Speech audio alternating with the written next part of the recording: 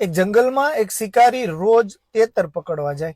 એ તેતર પકડે, સખત મહેનત કરે, ત્યારે માંડ માંડ થોડા ઘણા એ તેતરને પકડી શકે. એક દિવસ એને વિચાર આવ્યો શિકારીને કે હવે એવું કરું કે આમાંથી કોઈ એક તેતરને સાચવું, એને પાળું અને એને સારું સારું ખવડાવું અને એને મસ્ત મજાનું બનાવું. શિકારી આઈડિયા અપનાવ્યો અને એક તેતરને ઘરે લઈ ગયો અને એને માર્યું નહીં, એને સાચવ્યું અને એને કાજુ, બદામ, પિસ્તા જે વાનગીઓ હોય બધી ખવડાવી.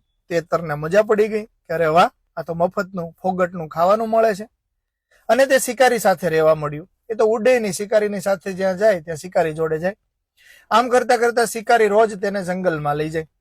જંગલમાં લઈ જાય અને શિકારી એક ઝાડ બિછાવી દે અને ઝાડ ઉપર આ તેતર જે એનું પાળેલું હતું એને મૂકી દે.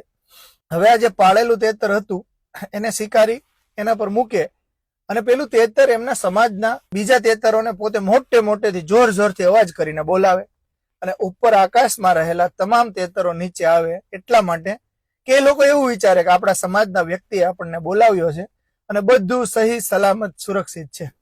એટલે ટોળા ને ટોળા ઉતરે અને શિકારીની જાળમાં ફસાય છે. આ શિકારી એ બધાને મારી નાખી અને પકડી અને પોતાના ઘરે લઈ આવે અને પેલું પાળેલું તેતર છે એ શિકારીના ખંભા પર બેસી જાય અને રોજે રોજ આવું થતું રહે. પેલાને મફતનું ફોગટનું જમવાનું મળતું રહે, ખાવાનું સારું સારું મળે અને શિકારીને પોતાને શિકાર કરવા આસાનીથી મળી જાય.